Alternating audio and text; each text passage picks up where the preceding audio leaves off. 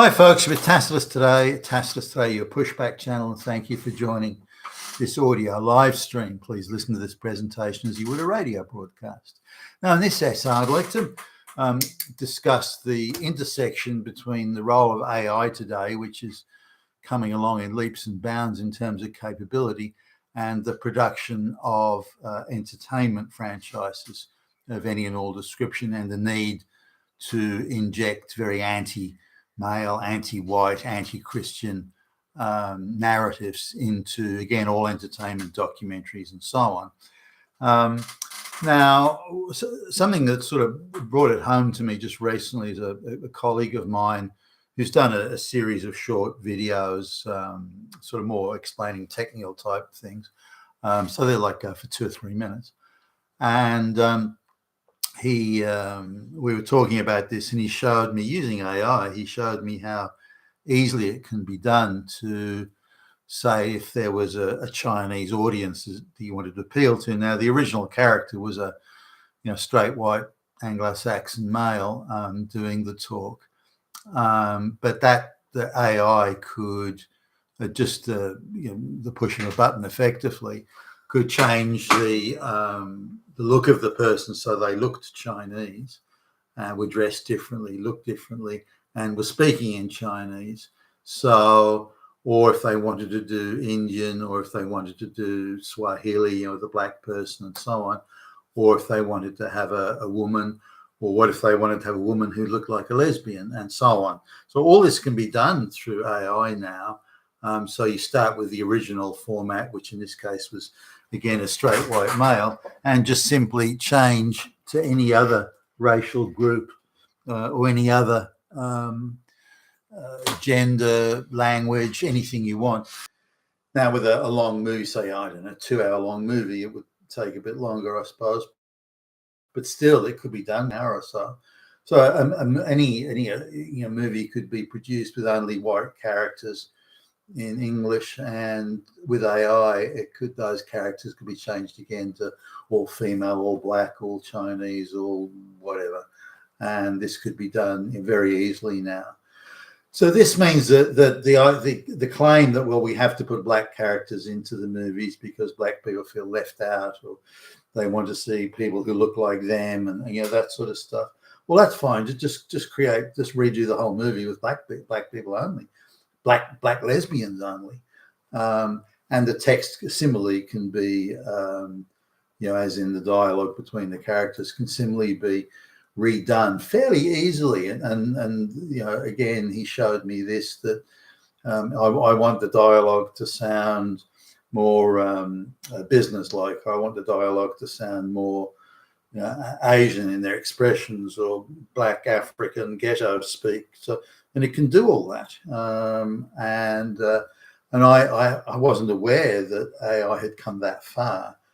And when you look at the video being redone, I suppose if I wanted to really nitpick, I could go, there's a couple of things that didn't quite gel, but basically it was close to a perfect refashioning or remodeling. So I would hope this is the future, because if it's doing a movie about, I don't know, a classic English, like a Shakespeare play or something like that, a classic sort of something from the English canon, whether it be a novel or a play or anything else, something that was originally written by an English novelist for a situation in a white country, then I would want that consistency maintained.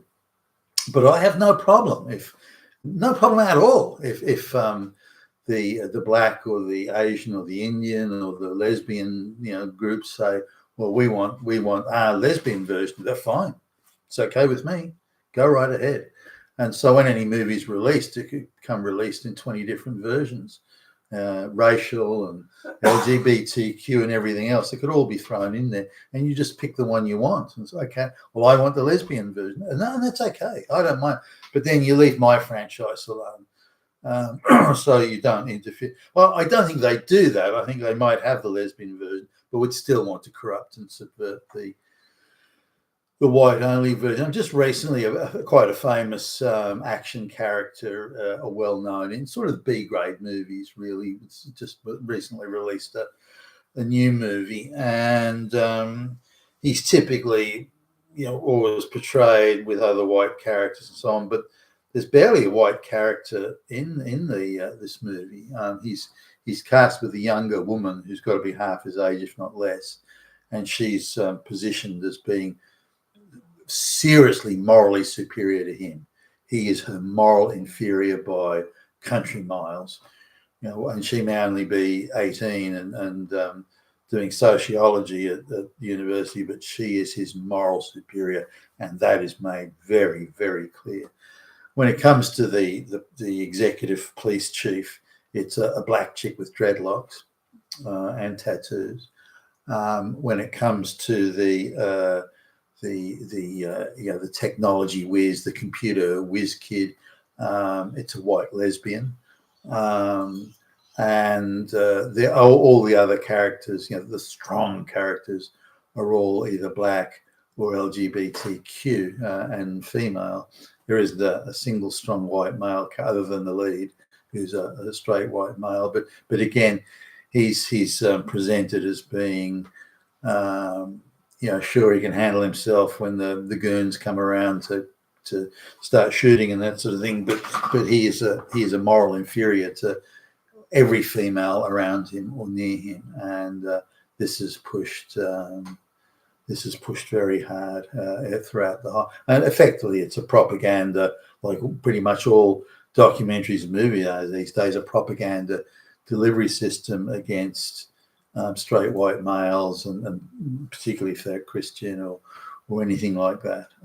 Every other religion's fine. Every other race is fine. Non-straight white males are also fine. Only straight white males are cast as moral inferiors. But every other, as I say, every other, including the technology whiz kid, is a is a lesbian white chick. So now, this is the idea of colonizing, news and entertainment.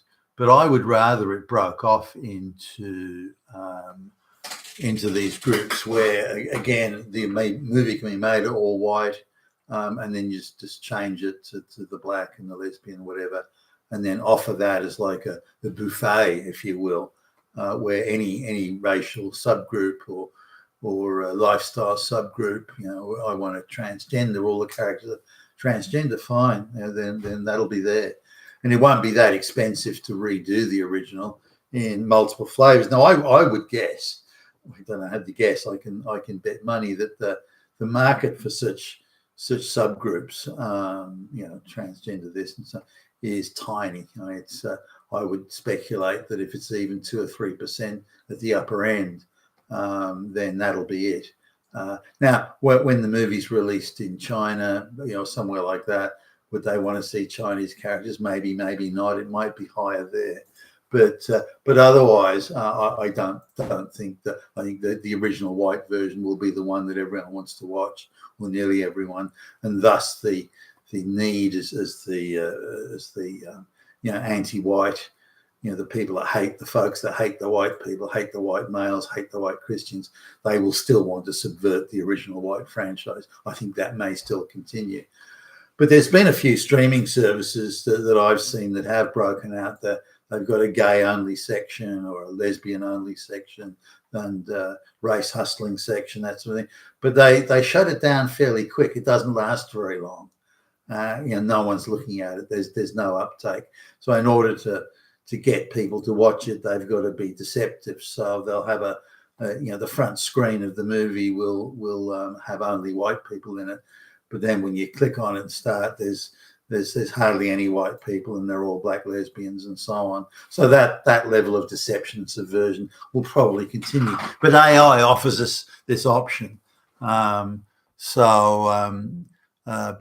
similar to the black sort of race hustlers in the US, if all the police had cameras, we just see all that race, Nazi, fascist brutality, Hitler, swastika.